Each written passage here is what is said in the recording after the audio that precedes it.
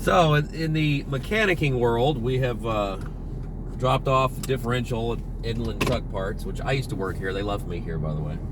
Dropped off a differential here. They're going to swap the yoke out. And I'm going to go to lunch, come back and get it later, jam it back in the truck, put it back on the road. But who cares about mechanic content? The Cossack is within our grasp. Called me earlier. Poor connection, poor bandwidth, poor internet, whatever. But we're going to try to do a live chat on his channel. Maybe that'll help boost my channel. I don't know. We'll see. That'd be cool. If so, if the Aussie Cossack sends me some viewers, you know, especially some Aussies down there, then we'll have to step up the fucking game here on the channel. But here's what I was thinking. So I was thinking about, man, we need to do a cool Aussie Cossack video that would like make some, you know, it would be fun. What would be a good gimmick is I need to figure out whatever technology is utilized to where someone could remotely through the internet actuate a thing that could that could press a thing, and then we could have a Aussie Cossack fires Kalashnikov, and that could be the tag on the video, and that would cause all kinds of shit.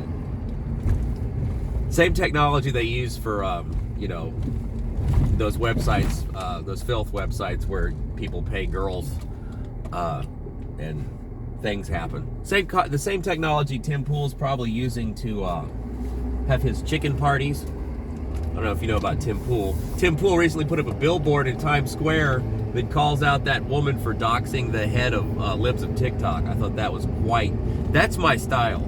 That was quite impressive.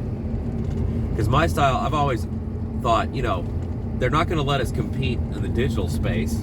Let's just buy up billboards and broadcast on the radio and, you know, all these other things, put up handbills and flyers. Super old school type stuff. That's what I'm into.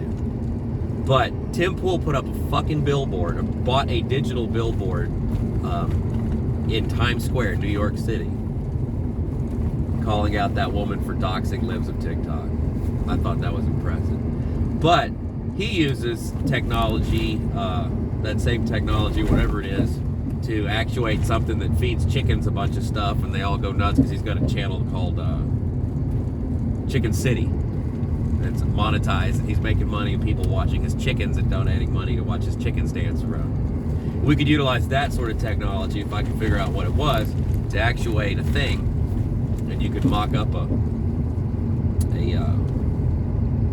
Kalashnikov with some fun targets, and have Simeon Boykov fires AK-47, and think of maybe we shouldn't, I don't know, but either way, we're going to try to do, if I can fit it into my ridiculous schedule and his ridiculous, man, getting a hold of him is like, you may as well be trying to get Scott Morrison on the phone, and he knows who's calling.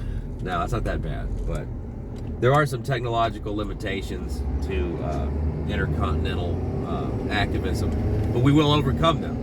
So look forward to me, Matt the Mechanic, and the Aussie Cossack shooting the shit. It's gonna be great. All we got to do is figure out the technological shit, and by that I mean I've got to figure out what app will fucking work with purely only cellular data, because, you know, the exchange of us living somewhere that's away from the collapsing cities is there's no decent internet.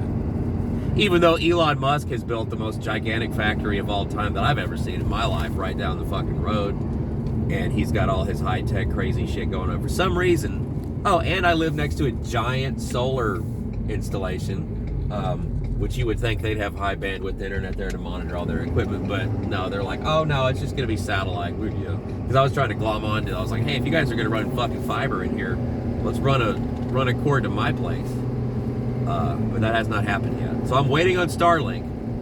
Man, what is this fucking building? This was not here. That's Austin for you. Don't remember that being there.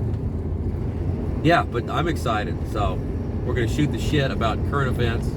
I want to ask him about, what I really want to ask him is how the Cossack upbringing and that whole heritage and history of, you know, leading rebellions and fight. And I'm not saying that every Cossack was always on the right side of everything, because they fought on all different sides of everything, because that's what they did.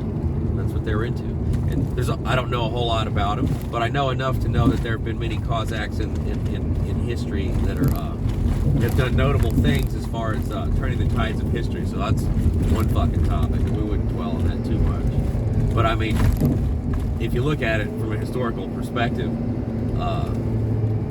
I think it's pretty cool. Then, of course, there's the overbearing world government and, all that we can talk about. So there's plenty of content. But yeah, dude, it's going to be cool.